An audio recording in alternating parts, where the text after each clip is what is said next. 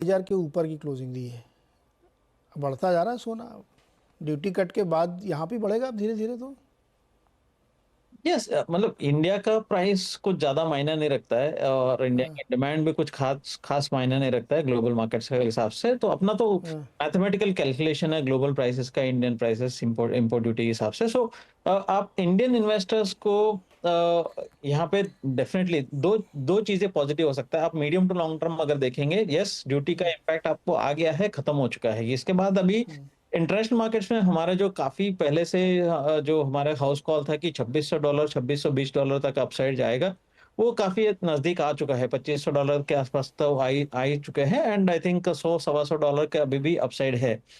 Number one, यहाँ पे US का फेड कितना जल्दी और कितना ज्यादा रेट कट करेगा, वो बहुत ही इंपॉर्टेंट है गोल्ड का मीडियम टर्म आउटलुक के लिए। फिलहाल के लिए मार्केट एंटिसिपेट कर रहा है सितंबर में एक रेट कट होगा और दिसंबर में एक रेट कट होगा। ये 50 बेसिस पॉइंट से लेके 75 बेसिस पॉइंट्स तक दिसंबर से पहले रेट कट होगा। ये मार्केट में रीप्राइसिंग हो रहे हैं। अगर उससे ज्यादा तेजी से अगर रेट कट होता है तो गोल्ड में ये अपसाइड टारगेट्स रिवाइज हो जाएंगे। अगर नहीं है, थोड़ा इन्फ्लेशन नंबर्स अभी भी अगर महंगाई बढ़ता है या महंगाई का नंबर अगर कमजोर नहीं होता है तो गोल्ड में थोड़ा करेक्शन आ सकता है। And on the other side आपको चाइना का रिसेशन को अवॉइड करने के लिए भी वहां भी कहीं ना कहीं आपको स्टिमुलस का जरूरत है। तीसरा जो है कि रुपी का जो वीकनेस है वो थोड़ा बहुत डोमेस्टिक इन्वेस्टर्स को सपोर्ट करेगा। अमेरिका वाले तो कह रहे हैं 1% तक काटना पड़ेगा दिसंबर तक। अगर 1% हुआ तो ये अभी प्राइसिंग नहीं है क्या? 1% का प्राइसिंग नहीं हुआ, 50 से 75 पॉइंट के आसपास का प्राइसिंग हुआ है। दिनेश सर, आपको क्या लगता है गोल्ड का भाव क्या होगा दिसंबर तक? नीरज जी, जैसे कि किशोर जी ने बताया कि प्राइसिंग जो है फैक्टर्ड इन है, मतलब 25 बेसिस पॉइंट सितंबर में और 25 दिसंबर में ये प्राइसिंग ऑलरेडी है। लेकिन 50% आशंका ये भी जताई जा रही है कि सितंबर में 50 बेसिस पॉइंट कट हो सकता है। अगर ऐसी सिचुएशन कुछ निर्माण होती है तो मुझे लगता है कि गोल्ड की बढ़ने की स्पीड बाकी अन्य मेटल सिल्वर कॉपर सबसे ज्यादा रहेगी।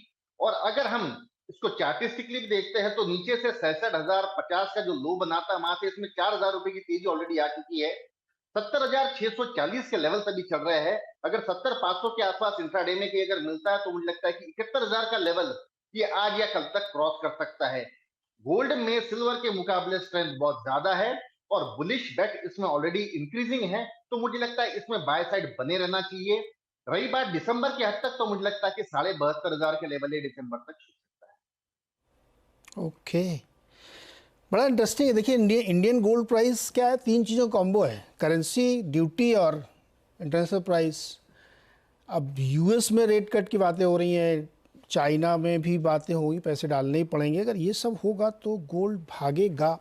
हाँ, बेस मेटल या दूसरे मेटल्स में नरमी रह सकती है, क्योंकि इकॉनमी में अगर रिसेशन रहेगा, मंदी रहेगी, तो बाकी मेटल नहीं चले। लेकिन गोल्ड की तरफ तो इन्फ्लेशन हेज भी होगा अगर करेंसी बहुत फ्रीली पैसा डाला गया सिस्टम में। तो ये गोल्ड की तस्वीर है, लेकिन ओपन है, अभी भी कुछ भी कभी भी बदल सकता है। बहुत बहुत शुक्रिया किशोर जी आपका भी, और दिनेश सर आपका भी हमारे साथ जुड़ने के लिए, बातचीत करने के लिए। तो गोल्ड और क्रूड पर यह है नज़रिया। अगर आप ट्रेडर हैं या इन्वेस्टर हैं तो आपको उस हिसाब से अपनी स्ट्रेटजी बनानी चाहिए।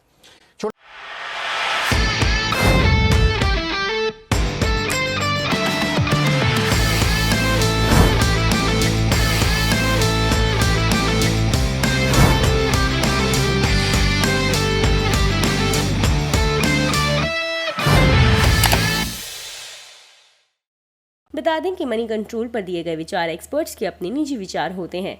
वेबसाइट या मैनेजमेंट इसके लिए उत्तरदायी नहीं है। यूजर्स को मनी कंट्रोल की सलाह है कि कोई भी निवेश निर्णय लेने से पहले सर्टिफाइड एक्सपर्ट की सलाह लें।